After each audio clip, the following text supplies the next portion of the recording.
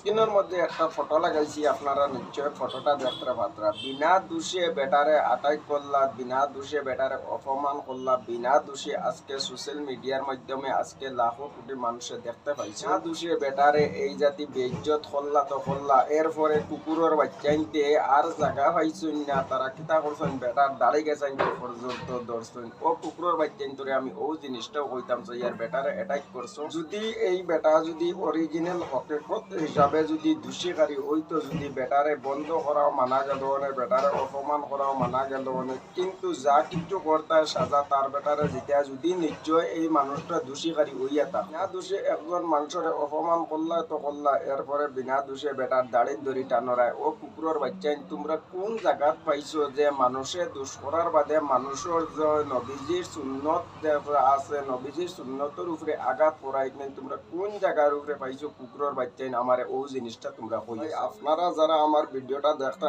আপনারা মূল্যবান মতামতটা কমেন্ট বক্সের মধ্যে জানাইয়া যাইবা, আর বিশেষ করে ভিডিওটারে শেয়ার করি আরো কিছু মানুষের দেখার সুযোগ করিয়ে দিবা।